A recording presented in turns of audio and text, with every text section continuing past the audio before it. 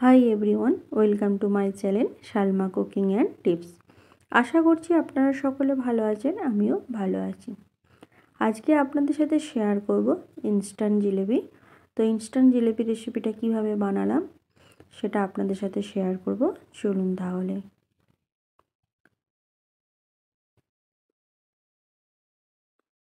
জিলেবি বানার জন্য এখানে গিটস কোম্পানির ইনস্ট্যান্ট জিলেবি নিয়ে নিয়েছি। তো এই প্যাকেটটার পেছন দিকে সব উপকরণগুলো লেখা আছে।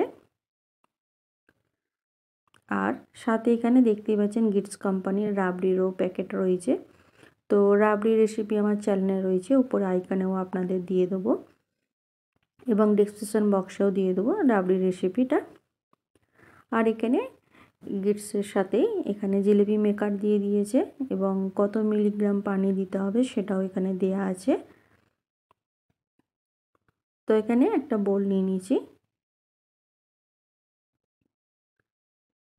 তো জিলেবি বানাবার জন্য এই প্যাকেটের মধ্যে যে ডেজার্ট মিক্সটা আছে, মানে জিলেবি বানার জন্য যে পাউডারটা আছে, সেই পাউডারটা প্রথমে প্যাকেট থেকে বের করে নেব। নিয়ে এই বোলের মধ্যে পুরো পাউডারটা ঢেলে দেবো।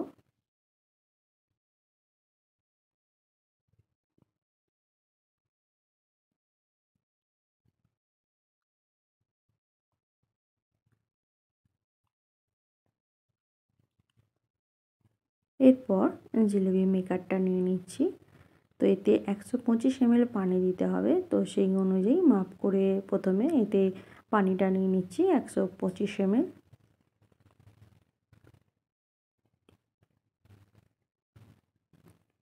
এরপর পেস্টটা বানিয়ে নেব। তো প্রথমে অল্প করে পানি দেবো, একবারে একসাথে পুরো পানিটা দেব না, প্রথমে অল্প করে পানি দিয়ে মাখিয়ে নিচ্ছি।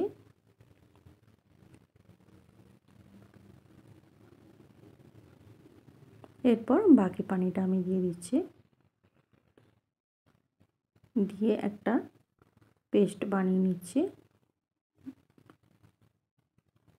জিলিপি বানানোর জন্য। এটা গোলাও বলতে পারেন। ভালোভাবে বানিয়ে নিয়েছি এখানে, দেখতে পাচ্ছেন।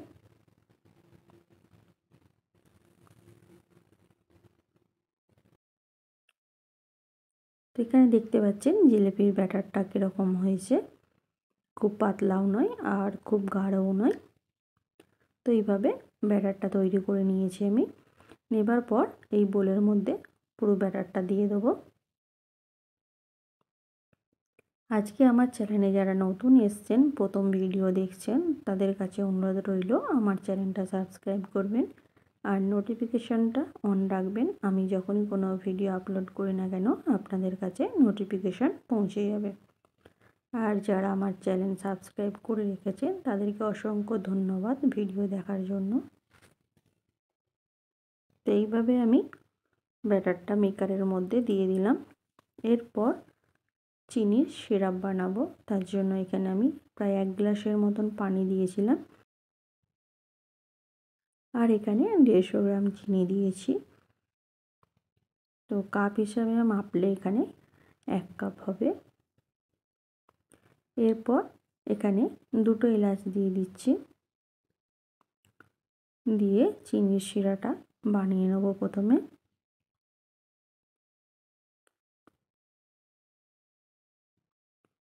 এইভাবে যখন চিনির শিরাটা বানানো হয়ে যাবে তখন এটা ঢাকা দিয়ে কিছুক্ষণের জন্য রেখে দেবো।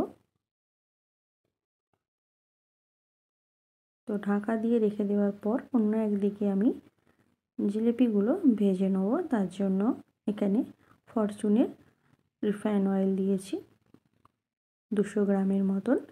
তো রিফাইন অয়েলটাকে প্রথমে ভালো করে গরম করে নেব। নেবার পর জিলিপিগুলো এখানে ভাজতে দিয়ে দেবো। তো এখানে আমি জিলিপিগুলো তেলের মধ্যে ভাজতে দিচ্ছি একটা একটা করে তৈরি করে। তো এইভাবে আমি প্রথমবার জিলিপি বানাচ্ছি। আপনারাও কমেন্ট করে জানাবেন আপনারাও কে কে এইভাবে জিলিপি বানিয়েছেন।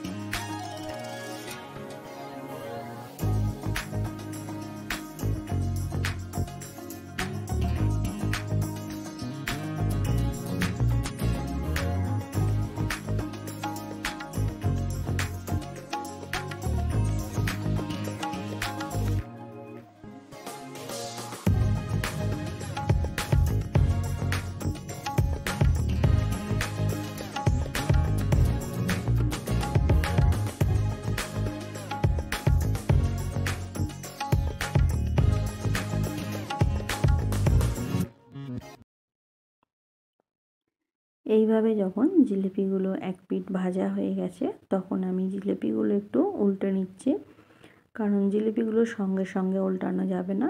যখন বেশ ভালোভাবে এক পিঠ ভাজা হয়ে যাবে তখন জিলিপিগুলোকে উল্টাতে হবে।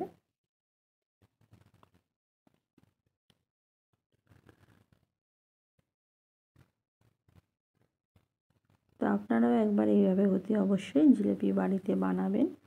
তো এখানে আমার জিলিপিগুলো ভাজা হয়ে গেছে।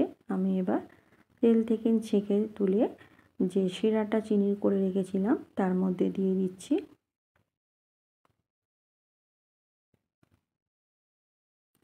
তো এখানে গ্যাসের ফ্লেমটা একদম আস্তে করে দেবে, দিয়ে এর মধ্যে আমি শিরার মধ্যে জিলিপিগুলো দিয়ে দিচ্ছি।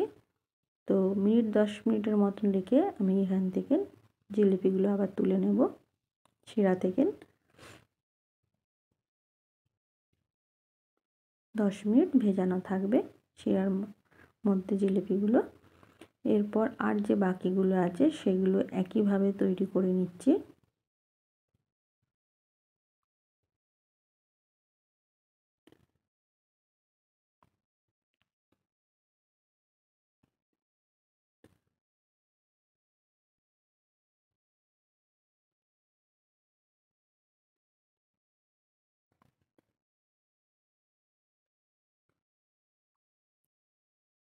তো দ্বিতীয়বারেতে যেগুলো এক পিঠ ভাজা হয়ে গেছে সেগুলোকে আমি এইভাবে উল্টে নিচ্ছি। নেবার পর চিনির শিরার মধ্যে সবগুলো আবার দিয়ে দেবো, দিয়ে এরপর আমি একটা প্লেটে সার্ভ করে নেব জিলিপিগুলোকে।